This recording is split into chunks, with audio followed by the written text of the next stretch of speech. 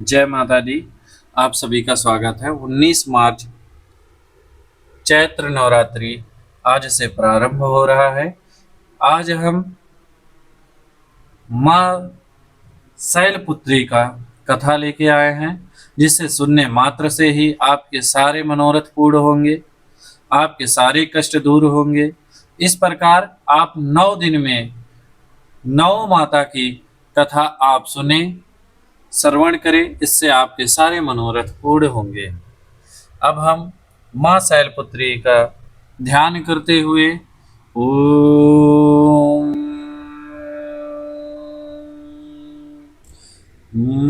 शैलपुत्री मातेश्वरी नमः। अब हम श्री गणेश भगवान का ध्यान करेंगे। ओम गंगणपतये नमो नमः। अब हम माँ शैलपुत्री का कथा प्रारंभ करते हैं। माँ शैलपुत्री नव दुर्गा का पहला स्वरूप है। इनका नाम शैलपुत्री इसलिए पड़ा क्योंकि ये पर्वत राजा हिमालय की पुत्री हैं, लेकिन इनकी कहानी इससे भी पहले शुरू होती है। पूर्व जन्म में माता सती थी। भगवान शिव से विवाह के बाद जब उनके पिता राजा दक्ष ने शिव का अपमान किया था, तो सती यह सहन नहीं कर पाई। उन्होंने यज्ञ में अग्नि को स्वयं स्वाहा कर दिया था।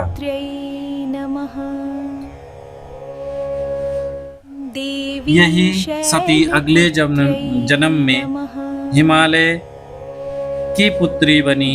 उन्हें शिव जी को फिर से पाने के लिए हजारों वर्षों तक कठिन तपस्या की।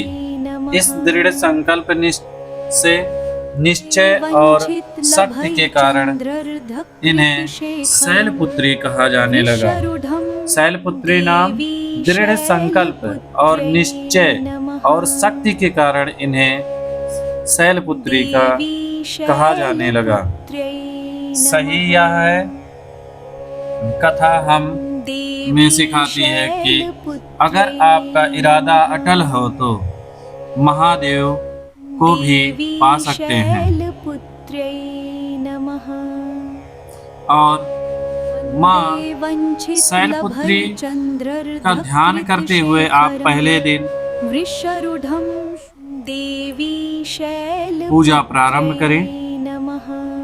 और इस नवरात्रि में माँ शैलपुत्री वृषभ यानी बैल के या सवारी होकर आ रही हैं। यह धैर्य का प्रतीक है। अगर आपके जीवन में बार बार भटकते हैं तो माँ शैलपुत्री का ध्यान करें, उनका मंत्र जप करें, इससे आपके ध्यान को स्थिरता देंगी।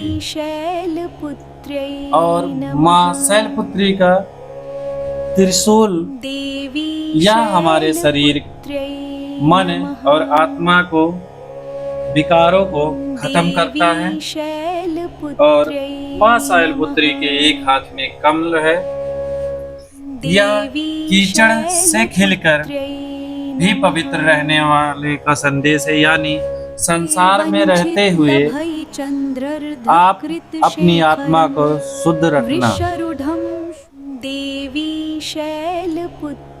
आप माँ शैलपुत्री का पूजा सुबह जल्दी उठकर स्नान कर लें, लाल या सफेद वस्त्र पहन लें, घट स्थापना, मिट्टी का पात्र, जौ उस कलश पे लगाएं, कलश में सिक्का डालें, 5 गांठ हल्दी डालें, सुपारी, आम का पत्ता और ऊपर नारियल रखें और नीचे कुमकुम मिला करके चावल से स्वास्तिक का चिन्ह या अष्टमातृका बनाएं।